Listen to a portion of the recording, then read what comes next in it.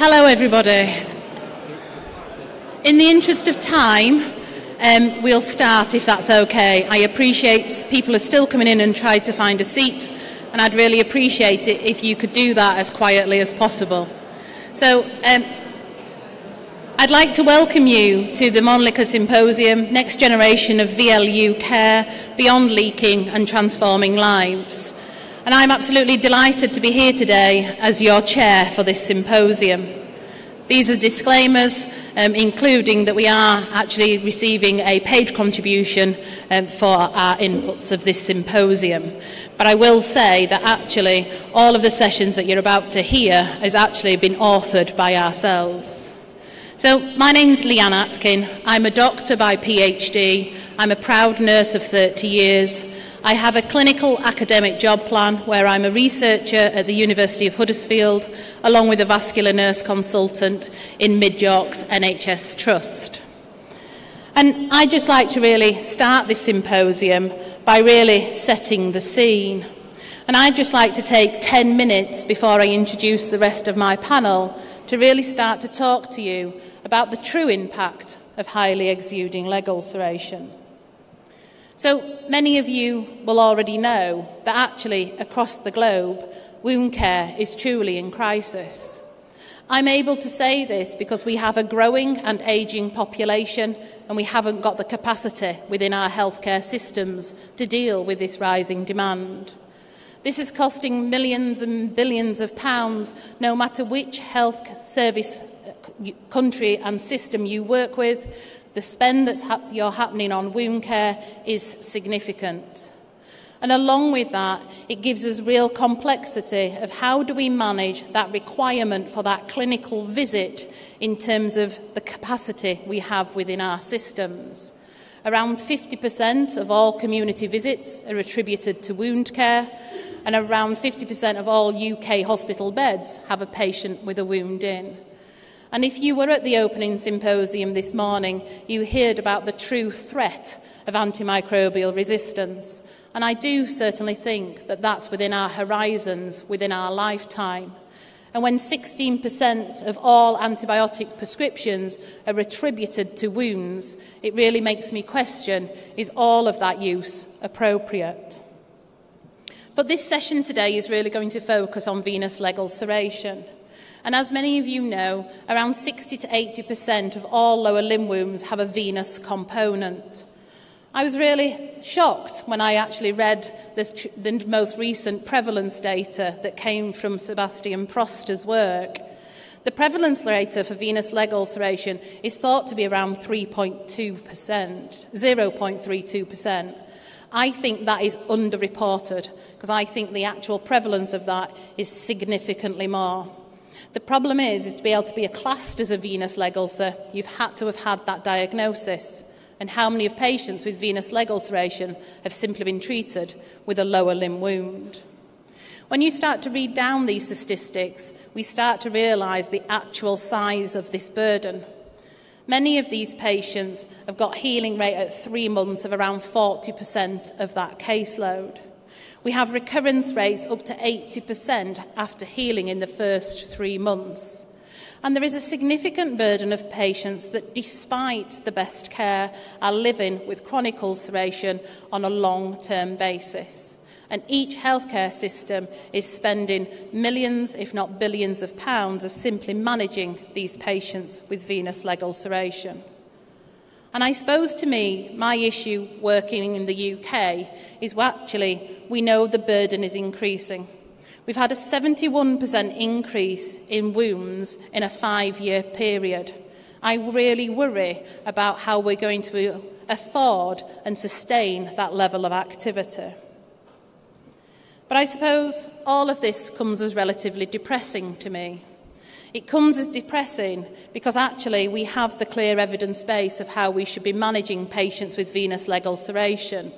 Number one is strong compression therapy.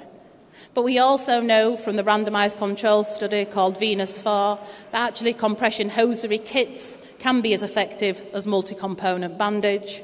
We know from the EWMA study and the ESCAR study that for every patient with a venous ulcer, we should be thinking about venous incompetence and actually treating that venous incompetence by venous ablation.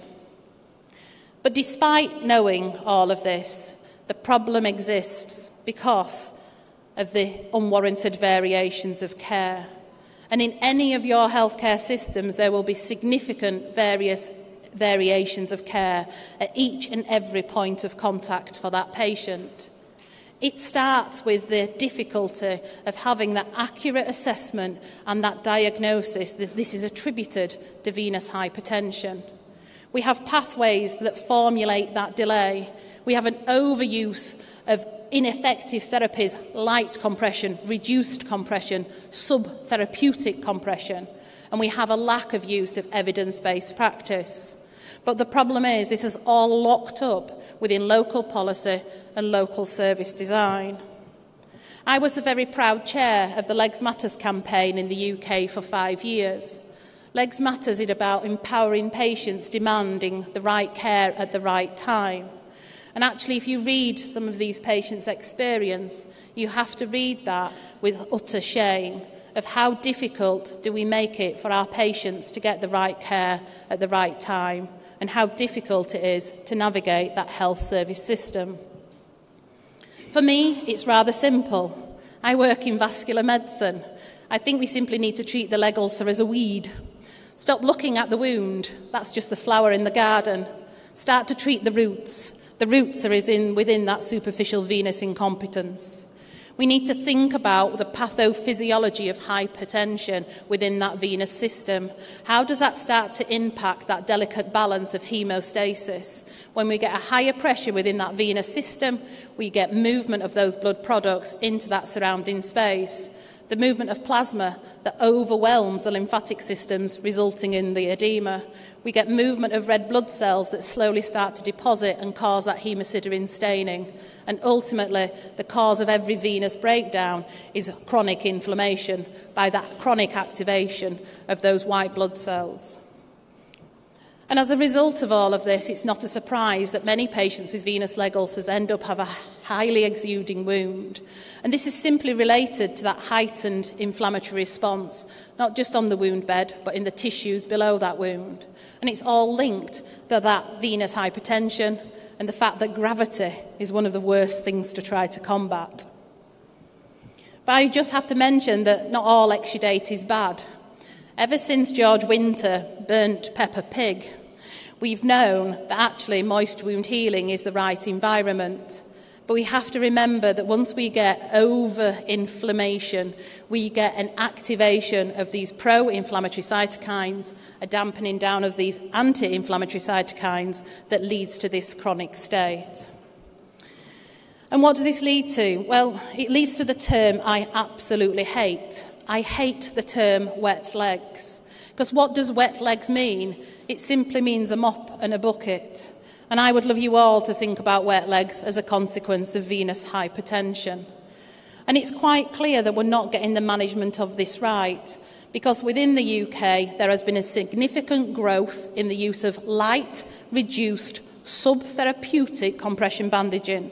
And as a result of that, we're left with high use of large superabsorbent dressings. The impact of patients with wet legs is significant. It happens, it's multifactorial. The first impact, it starts to impact wound healing. That excessive exudate starts to limit the angiogenesis, it increases the risk of infection, and ultimately starts to extend the wound size. We have significant impact in service costs. The frequency of the patient's visits that's required is simply as a result of poor exudate management. And we can't forget the significant cost. This slide always shocks me that within the UK, we're only spending a slight less amount in wound care than we are in managing cancer. That's significant. But actually, it's the impact to the patients that we never forget. We often talk about high exudate management, thinking about the pain, the odour, the social isolation, but many of these patients describe a feeling of regret, a loss of power, a helplessness, and that's significant. So, and my final one, many of you may think that a patient is non-concordant with compression. And when you look at the studies, concordance can range from 0 right the way up to 80%. But when you start to look at the factors why patients may not be tolerating their compression therapy, management of exudate is up there. And actually, if this was my leg, I wouldn't allow you to put compression on me either, because I would find that wet dressing just too much to bear. So I would just like you to think for a moment, time to truly reflect. How would it feel if this was your leg right now? That you could actually feel the exudate running down your leg? How comfortable would that be? When that fluid starts to burn that epithelial layer and you can feel that sensation. When you go in the taxi on your way home tonight and you leave a damp spot of where that bandage had been. And what about, God forbid, if that taxi mentioned the odour that's coming from you? This is the reality of many of our patients. Instead of turning a blind eye to this, we simply need to face it, focus on it, and beat it. So I urge you really to see... So imagine being a world where you're living with these wounds. So I urge you really to see that bigger picture. I urge you to think about, yes, management of venous leg ulcers is about that strong compression, but we need to see that bigger picture, the impact of poorly managed exudate. We need to make sure that we have the right dressing at the right time for patients to be able to tolerate that most effective key component, that is strong compression. So hopefully I've set the scene, and I'd just like you to invite over our next speaker, which is Paulo Romas, who is a nurse specialist from Portugal, who's going to start to talk to you really about the use of Mepilex Up within his patient group. Thank you very much.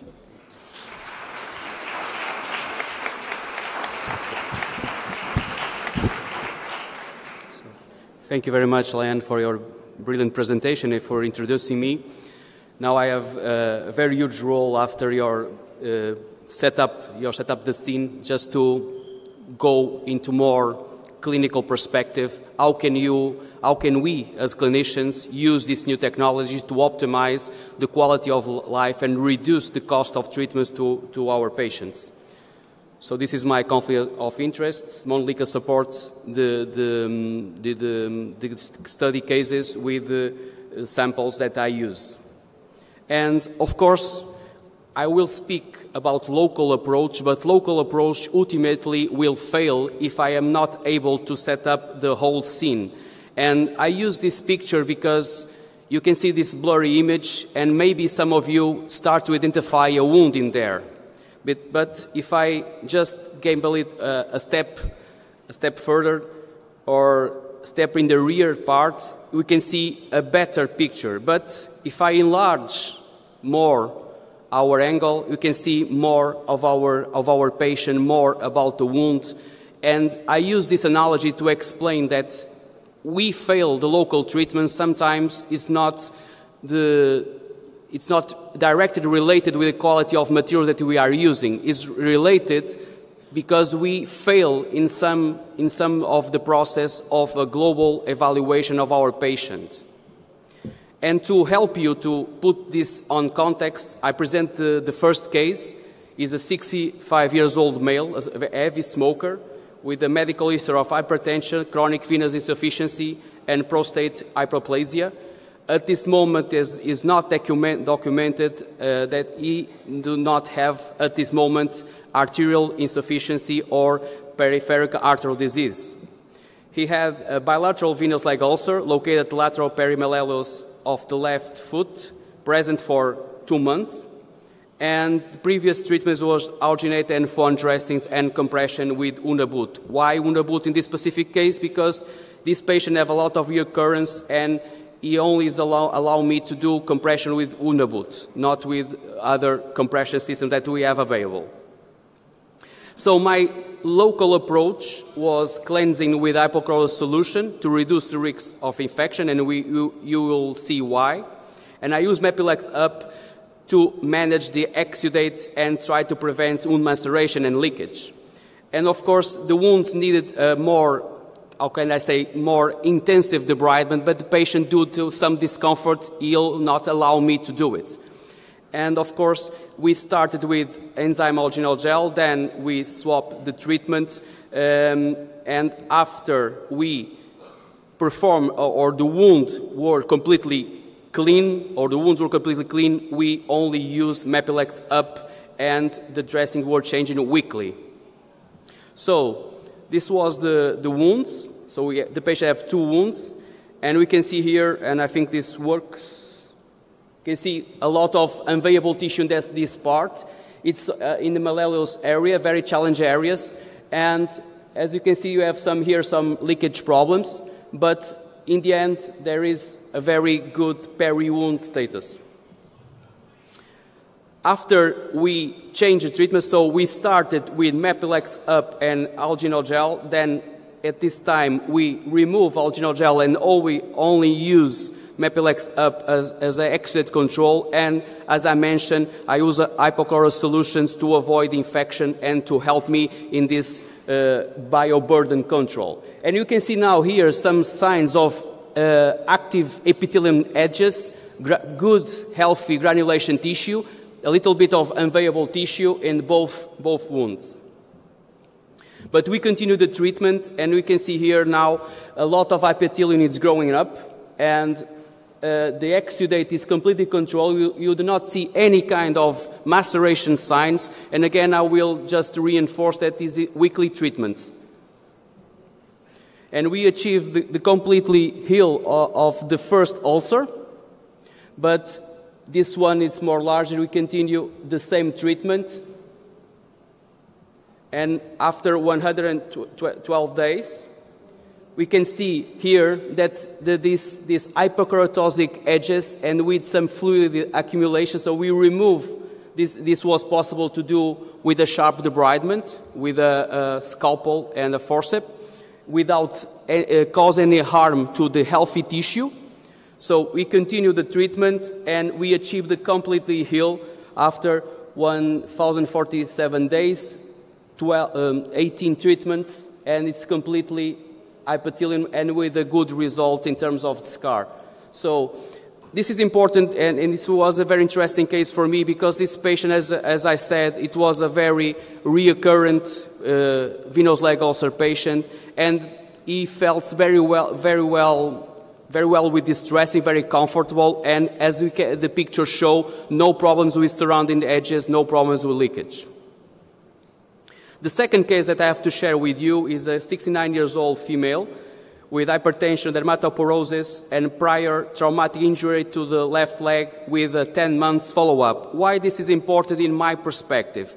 Because she had during the pandemic situation a very complicated wound caused by trauma in the other leg. And saying this, we know that this lady have a very sensible skin and is a dermatoporosic skin, and it was a very difficult to handle. That's why it's important to put here, because the past of the patient gives us some very important information. She has a surgical history of bilateral knee joint replacement, another thing that could be important. Traumatic wound on the lower left leg 26 days ago. And we started with enzyme alginol gel, absorbent fiber dressing, and compression therapy.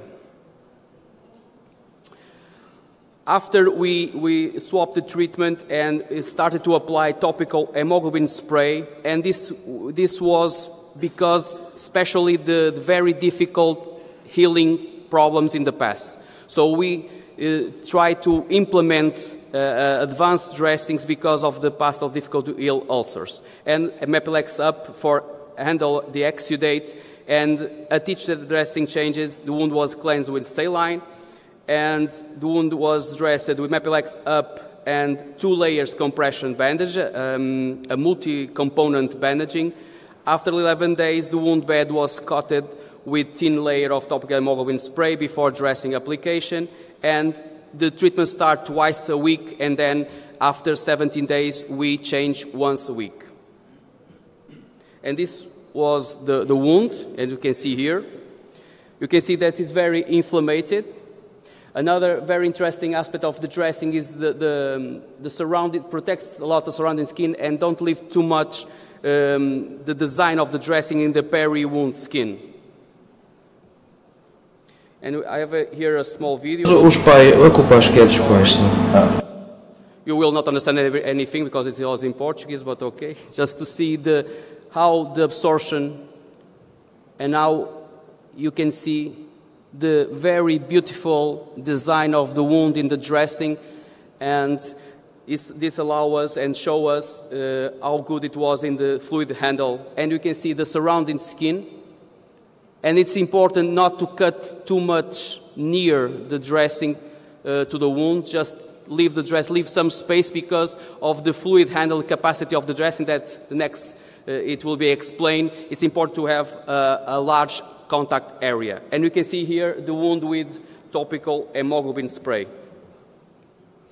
Another image, and you can see, very interesting, it allows us to see the wound even without removing the dressing. You can see that the wound is here, and the surrounding is the absorption ability of the dressing to spread the exudate without lesion, any kind of maceration of injury of new epithelial growth in this wound. So very interesting aspects. It's important to analyze and to see the dressings before we remove, and then after, and to see the contact area and see the surrounding skin. And you can see now the beautiful epithelial growth.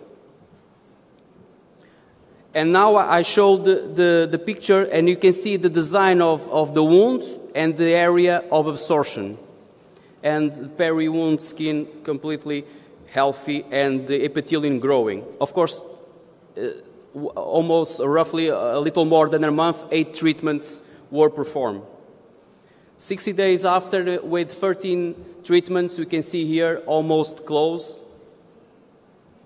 And we achieved the completely close of this wound, 78 days, 16 treatments with this protocol.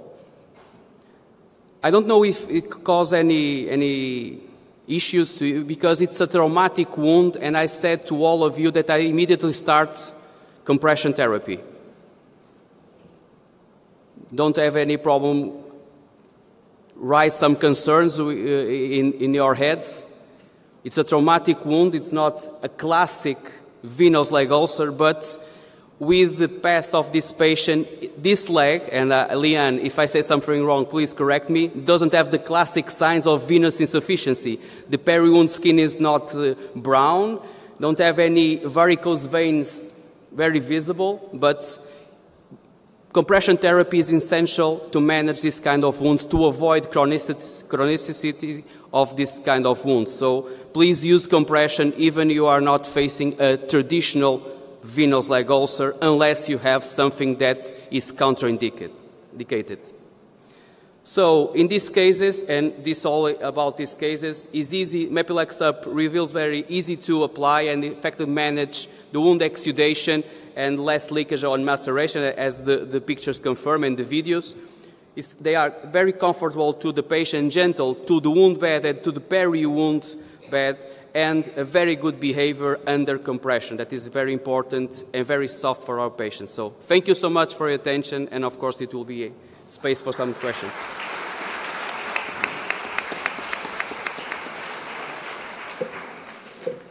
So hopefully I set the scene in terms of how it is in terms of management of exudate in that wider health burden. And what Paolo's been able to do is to really focus on actually the use of this technology in individual patients. But actually what we'd like to do is to share a video of some patients. This was kindly filmed in Lindsay Leg Club in the UK, and I don't think there's anything more powerful than the actual patient's voice.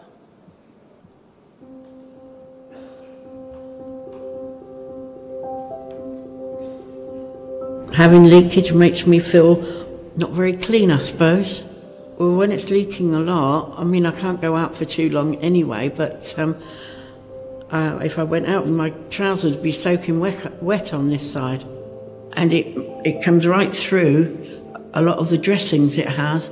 De estar de pie cenando en la cocina recogiendo algo y hacer un charco en el suelo. O sea, de mojar zapatos, de mojar cama. de todo. Entonces ha sido, de eso te deja hecha polvo, o sea, es muy malo, no puedes ir a ningún lado, ni puedes calzarte, ni puedes hacer nada. There are several dressings that are available for us to use, and it's choosing the right one.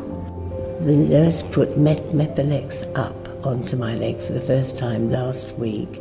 Since using Mepilex up, and I've noticed a big improvement in the leakage, plus it's easier for me to put on. And I found it so lovely the way it stuck to my leg, and it's been so comfortable all the week. It's a very pliable dressing. When we put it on patients, they're commenting that it's really comfortable. It just melts into my leg, really. Yeah. Yeah, that's how I got it. Lo que más me impresiona de Mepilepsa son los apósitos que tienen, que son muy blanditos, son muy buenos, y entonces no molestan como otros, que parece que te ponen como un poco de lija en las heridas. Y estos son muy cómodos de llevar. It's very conformable, especially around the lower leg and on heels and ankles. And it actually does what it says on the dressing. It takes the exudate out and up. I've seen some really, really good results. Pues he notado mejoría, sobre todo pues el sudado, que sobre todo estas cosas que me ponen pues quitan todo el sudado, ya no mancho, ya no goteo, como decía yo antes, y las heridas también van mejor porque al no estar tan mojadas pues también se nota que van mejorando más rápido. Because of Mepilex up, I've been able to do anything. It makes me feel a lot better. Feels as comfortable. Can you buy them over the counter? Because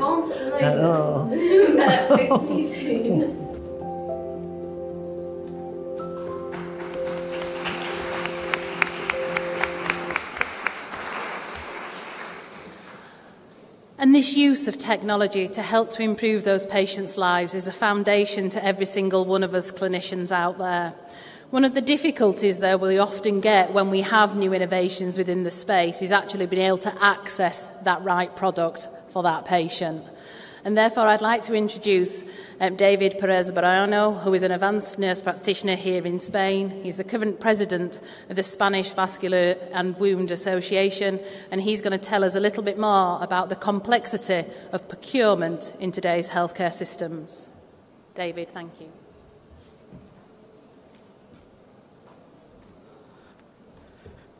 We have to thank you first, Monica, for inviting me. Now you have to know that you will now have a big problem. I have bad news and good news. Bad news is we're seeing that you have a dressing with the highest technology at this moment, with the high development of the vein function, but you haven't now in your shelves or in your clinics.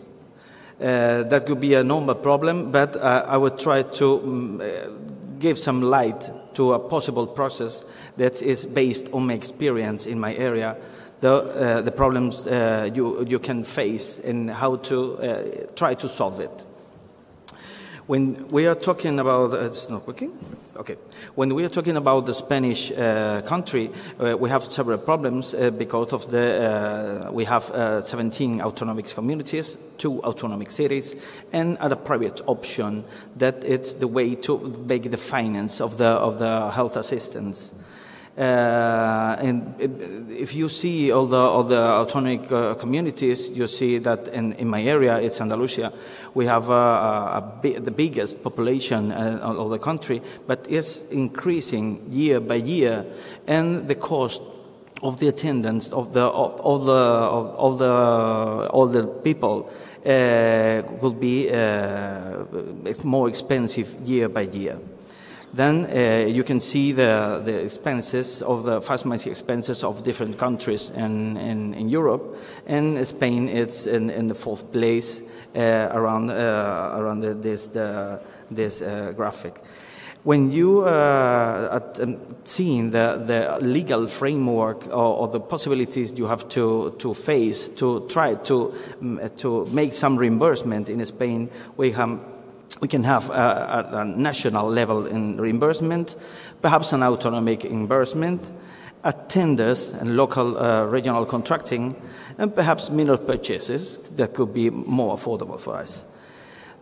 All the legal framework that we have, it's according to European laws that can help us to try to make it in a fair way about the prices, regulating competencies of all the thing. But if we are trying to modify that level, we see that it's unavailable for us.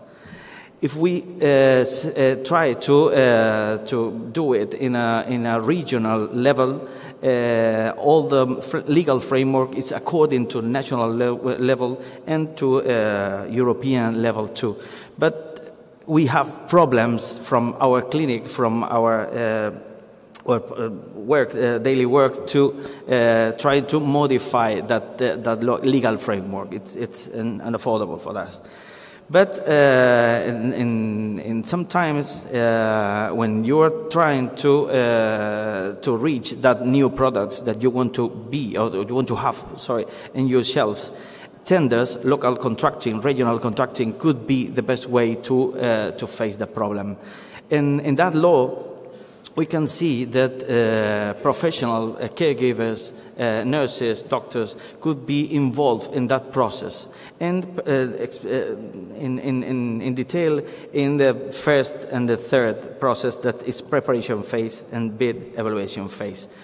That phases normally need professionals that is involved with wound care about trying to identify the need that the health system has to cover, and that's the reason because that regional contracting is made, and need your thoughts and your evaluation, your expert evaluation about your products that you're working with patients. And later in the process, you will have the opportunity to evaluate each one and every criteria, objective or subjective in the case. And it's normal that health system try to search for wound cares, for KOL about having their experience to know if it's a good decision or it's not a good decision about that. Then, to take home, you have the best or the first way to try to introduce a new dressing in your shelves, in your clinic. It's trying to be part of wound care material evaluation committees. In local or regional contracting too, sometimes when it's finished, sometimes appears a technology that could have lower cost, better cost effectivity, better technical characteristics, or better outcomes. And if we can show that new technology could be or could have that sort of characteristics, it could be the second way to try to get that technology to our shelves. Making a complete report to hospitals' purchasing units could be a way to introduce that sort of new dressing, of new technologies that it's given us that sort of results. And sometimes another way to introduce some dressing is in our clinic or in our shelves. Perhaps it's no local tendering, it's not a big processes, but sometimes some materials can be purchased in a minor quantity to try to begin with that technology. Then you have to justify this. You have to make some paperwork about justifying the need to have this material, and it could be purchased in a limited number to trying to introduce that technology for a certain patients. For finishing, my take-home messages is that new dressings must be better in certain aspects, otherwise it will not be worth it. There are various ways to communicate our needs to the system, And we have to use our experience to help the health system to make the best decisions about the cost. And we will be able to take action if we can effectively convey the importance of changes.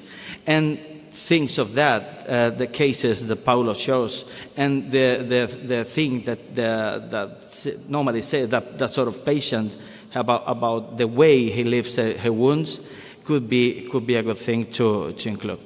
Thank you very much.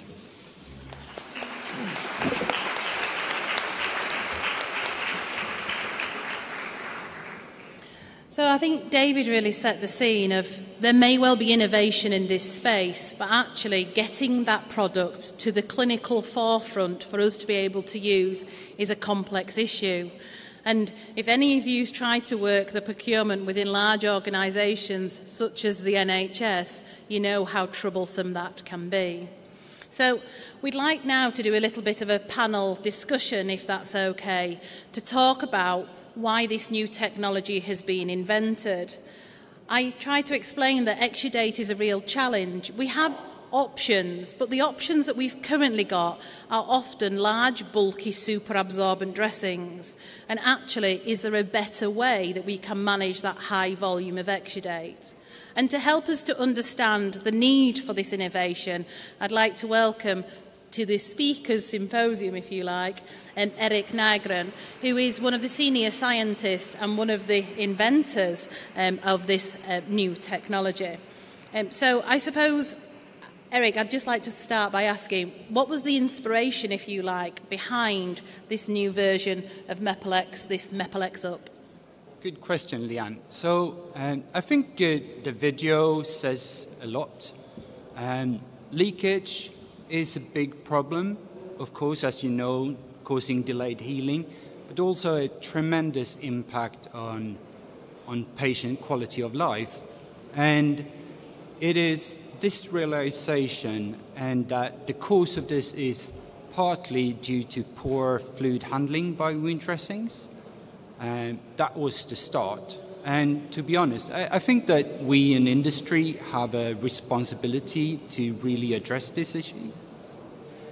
And the goal was to create a dressing that manages high volumes of fluids, but also being able to perform under compression. I know that's your area. And also, importantly, a dressing often is placed vertically, causing leakage in the bottom. And further, dressings need to avoid being bulky and stiff. So that was the start of this journey. So the design of this dressing is very different. If any of you have had the opportunity, you will have picked it up and go, oh, that's super thin. So just explain to me a little bit more, Erik, if you like, what was behind that new design, if you like, and in terms of why is this so unique? So Mepilex Up got a couple of unique characteristics. And first of all, it's got a dimpled foam pattern, and that structure is visible on both sides of the dressings. And it optimizes capillary action, and it distributes fluids in all directions. It is important that the capillary action that is effective when the dressing is placed vertically as well. And that capillary action is unique to this new version of Mepilex Up? Yes.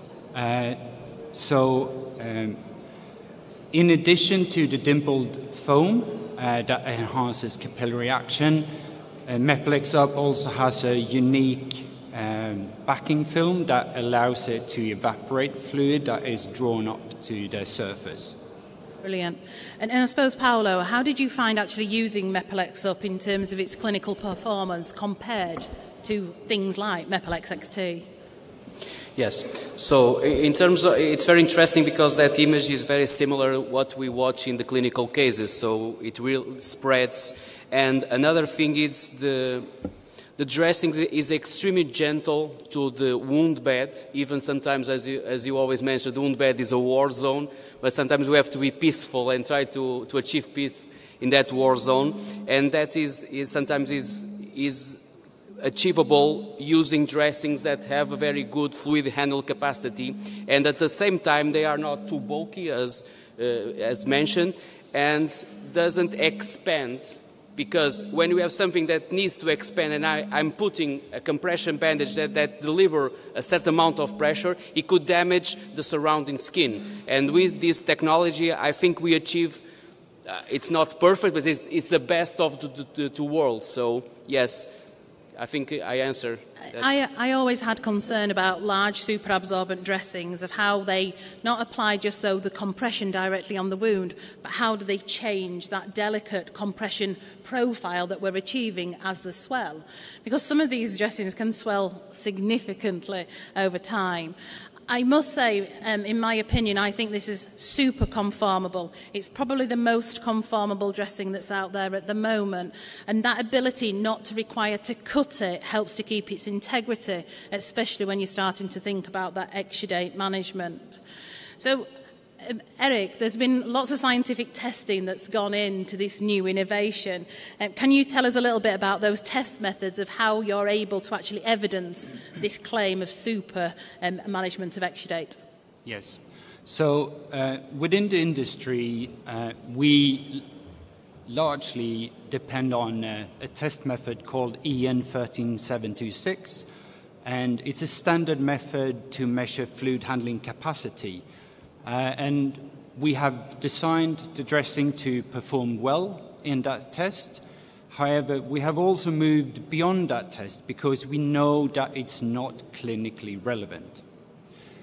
So what we have done is, in parallel with the development of the product, we've also developed test methods that are more reflecting of what patient experience and what dressings are exposed to. So in the pictures, you're actually looking at, on the pictures on the right, you're actually looking at our simulated wound model.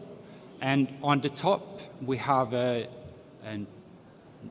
standard non-boarded foam dressing. And at the bottom, we have Mepalex up. And as you can see, the fluid handling performance of these dressings are tremendously different. And I should say that both of these dressings have the same fluid handling capacity value. So the way dressings are tested will impact what type of dressings can be developed. And if you are a bit of a geek like me, if you visit stand 82, they're able to demonstrate some of the testing methods that's gone into this. And I think that's really important from a clinical point of view when reps are talking to us about the uniqueness of their dressings, to understand what actually scientific tests have gone to be able to evidence that. So selecting products to go on to regional formularies can be a real challenge. Obviously, we need to be thinking about that wider evidence base, that procurement, the cost. But David, how important is it when we're choosing the dressings to think about that fluid handling capacity? I've talked before about the subjective and objective items you have to evaluate. And sometimes, if that patient said that their feelings are much better, for non-Spanish speakers, the Spanish woman said the other dressings is like a sandpaper. It's very clear that the feeling of that dressing is very soft and very adaptable. Could be a thing to put in that paper. That the feeling or the experience of the dressing, it's that subjective. It's very important for us because the opinion of the patient it's very heavy on our decisions. But looking for the objective. If you have a dressing that can look after the edge, that can manage even under compression all the leakage, it could be heavier in the decisions, but we can be clever at that level to trying to show that to decision makers. Yeah, and I also think that in today's world we have to remember that thing called sustainability. We're seeing that climate crisis in every one of our countries, and actually the amount of clinical waste that you get when you're using heavy superabsorbent dressings can be significant, and that's also an additional benefit by using newer technologies. Eric, I suppose, is there anything else that you would highlight if you were trying to get this on your local formulary to use in terms of this newer technology? I think there's a key message here, and that is that wound dressings need to be evaluated with a holistic perspective. And just to pick one other aspect, it's the handling of thicker test fluids. That is a unique characteristics here as well. Yeah, and the viscosity of the exudate that comes out of a venous leg ulcer really intrigues me, because sometimes it can be extremely thin and watery. The next time you go, it can be quite thick and viscose. And in the past, I've always found the performance of that dressing to be able to manage that exudate seems to be good at one aspect, but maybe not the other in terms of that viscosity. Does this hold any advantages? Yeah, so what the dimples do is that they create a wide range of pores within the dressing of different sizes. So the dressing can handle fluids that are thin but also thick. So those dimples are quite important. The dimples are quite important, I must say. I quite like the fact that we have a dressing where the dimples are very important to us. So I suppose what I would do is congratulate Monlika in terms of thinking about what is the clinical need that we're trying to fill with this. And I think each and every one of us has been really challenged with how do you manage highly exuding leg ulcers. As Paolo said, this has to come in combination with compression therapy, and we're great supporters of the use of compression in any highly exuding lower limb wound, despite the actual pathophysiology that's caused it. So this provides us a different solution, if you like, a different opportunity. So I would invite you, if you've got any comments or any questions or any challenges to me or any of the panel, please raise your hand and we can send out a microphone. We have a lady at the back who'd like to make a comment. Is anybody able to deliver a microphone to that lady? Yeah. So can someone get a mic to Dot Veer?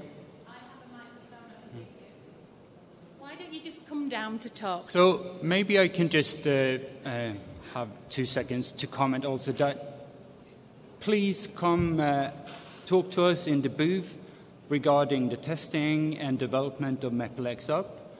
I think we in the industry needs to start collaborating more on testing of development of test methods. Perfect. So a question from Dot Weir. Hello, Dot. Thank you, Dot. Is this on? Hang on. Can we just have the microphone on, please? Is it on? Can you hear me? No, not yet. The roaming mic. Can we have the microphone on? Hello? Now? Okay. Yes, we're on now, Dot. Thank you. I'm from the United States. We've had MEPLEX up for a few years now, and I have a question from you guys that have used it. It does what it says as far as fluid handling, moving it in the right direction. But we've also seen an interesting increase in the epithelialization, and it seems to be related to your dimples or the imprint or the footprint that's left behind. Can you hear me? Does that make sense? Sorry, I didn't understand. If it is for me the question, I didn't understand the last part. The epithelial islands. Is it on? Yeah, try again. I don't know how to end. So Dot was saying that in the US they've been using MEPLEX Up for some time. They've found great fluid handling capacities, but what they've also found is increased amount of epithelialization and granulation within the dimples, if you like. Yes, particularly the epithelialization from the edge. It seems to be better for some reason, and I'm not 100% sure why, if it's just because we're handling the fluid better or if it's actually the dimpling or something that's... So is there something even more impressive in those dimples, Eric, that's increasing epithelialization? I don't know. To be completely honest, sorry, I jump into the... You're all right, Paolo, you go for it. To be completely honest, I don't know if it's the physical way, because the capillary action, and we know that there are a new science growing up that is mechanobiology, that is understanding how the cells react when they are submitted to some kind of a physical force, like in negative pressure wound therapy and other dressings, that when they are pulling out the exudate, I think it could facilitate the epithelial migration of the edges to the wound center. Something that I saw when I compared to other dressings is, I think the epithelium is less, we know that it's very gentle, and when we are removing, usually don't cause any harm at all of new epithelial cells. And that is a very good aspect, I may say, because sometimes the dressing gets stuck and it's easy, difficult to remove, and we cause some kind of harm. It is painful for our patient. And with this one, Mepilex Up, and the Mepilex XT, I think it's, because you said you use many years, but I think Up is a recent dressing, so you compare with Mepilex XT, maybe? I have never used XT. I was comparing it to the regular Mepilex and just dressings in general. It just seems to be something about the footprint. That's what I Maybe it could be that physical action, that capillary force that is removing and allow a more faster epithelialization. Maybe something that Monlika could explore in further studies, maybe. Eric, anything else to add for that? This is something that has popped up during the last year, but it needs to be investigated clinically. Yeah, I think it's really interesting, Doc, that you've been able to demonstrate that, and that actually it does make me think about whether it's that capillary reaction, because you don't have to go back too many years when we had actually capillary reaction dressings, and I just wondered if you're getting the same modality at that point, where you're getting slightly increased rate of keratinocyte production, but obviously that needs to be proven before I can claim anything like that. Any other questions from anybody else within the audience? Thank you very much for coming to our symposium. We hope it's been of value to you. Please don't ever turn a blind eye to the management of exudate in patients with highly exuding leg ulcers. We need to do something different to start to limit the impact of living with chronic wounds on patients' quality of life. Thank you very much.